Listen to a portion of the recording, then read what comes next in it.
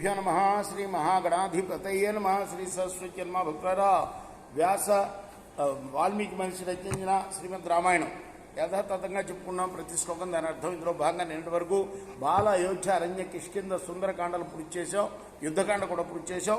ఉత్తరకాండలో కూడా మనం 30 సర్గలు పూర్తి చేసి 31వ సర్గలోని 36వ శ్లోకం వరకు చెప్పుకున్నాం. ఈ రోజున 37వ శ్లోకం నుండి కొనసాగిద్దాం. కొనసాగించే ముందు వాల్మీకి మహర్షిని ప్రార్థన చేసుకుందాం.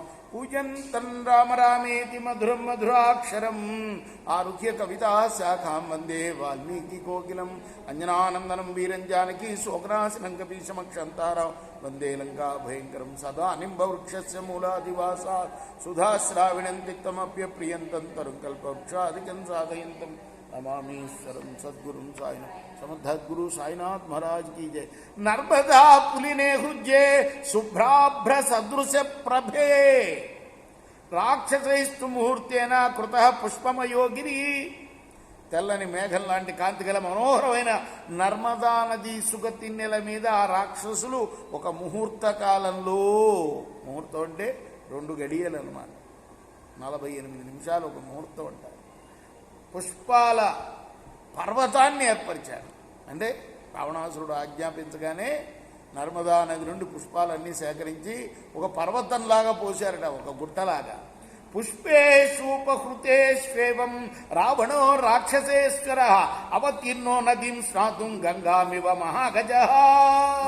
ఈ విధంగా పుష్పాలు తీసుకుని వచ్చిన పిమ్మట రాక్షసరాజు అయిన రావణాసురుడు మహాగజం గంగలో ప్రవేశించినట్లు స్నానం చేయడం కోసం నర్మదలో దిగాడు. అది అంటే ముందు తన మంత్రుల చేత పుష్పాలు గోయించాడు. పుష్పాలు గుట్టగా ఏర్పరిచారు. ఈయన వెళ్ళారు స్నానానికి నదిలోకి రావణాసురుడు.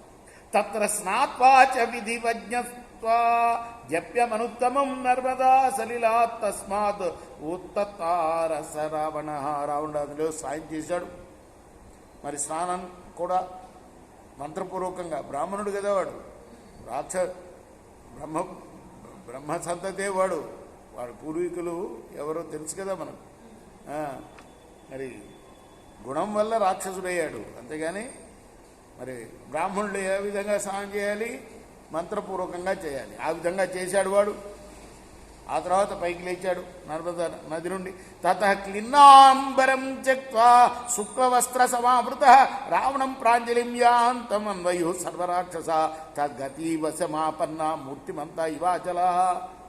తడిసిన వస్త్రం విడిచి తెల్లటి వస్త్రం ధరించి అంజలి గడించి వెళుతున్న ఆ రావణుని వెనకనే మిగిలిన రాక్షసులందరూ కూడాను వెళ్ళారు. ఎత్ర ఎత్ర చయాతి స్మ రావణో రాక్షసేశ్వర జాంబూనదమయం లింగం తత్ర తత్ర స్మనీయతే. రావణుడు ఏ ఏ ప్రదేశాలకు వెళ్ళాడో ఆయా ప్రదేశాలకు ఆ రాక్షసులు బంగారు శివలింగాన్ని తీసుకుని వెళ్తున్నారు. వాలుకావేది మధ్యేతు తల్లింగం స్థాప్య రావణ అర్చయామాస గంధైశ్చ పుష్పైశ్చామృత గంధిభిః.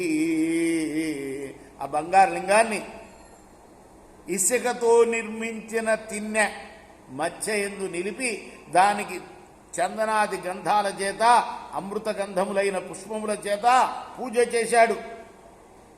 తతః సతామూర్తిహరం పరంవరం పరప్రదం చంద్రమయూకభూషణం సమర్చయిత్వా శనిశాచరో జగౌ ప్రసాద్య హస్తాన్ ప్రణనర్త జాగ్రత్త. తర్వాత రావణుడు సత్పురుషుల యొక్క పీడను పోగొట్టేవాడు, సర్వోత్తముడు, శ్రేష్ఠుడు, వరాలు ఇచ్చేవాడు, చంద్రుణ్ణే శిరోభూషణంగా ధరించిన వాడు అయిన ఆ మహేశ్వరుణ్ణి పూజించి సామగానం చేశాడు. ఆ శివుడి ఎదుర హస్తాలు చాపి నృత్యం కూడా చేశాడు.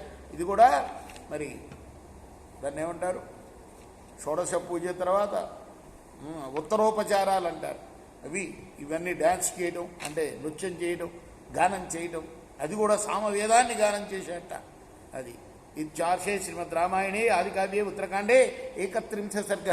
ఇది వాల్మీకి ఋషి ప్రోక్తము ఆదికావ్యమైన శ్రీమద్ రామాయణంలోని ఉత్తరకాండలోని 31 అంటే 31వ సర్గ. రేపు మనం 32వ సర్గను ప్రారంభం చేద్దాం. కృష్ణార్పణమస్తు. సాయి కృష్ణార్పణమస్తు.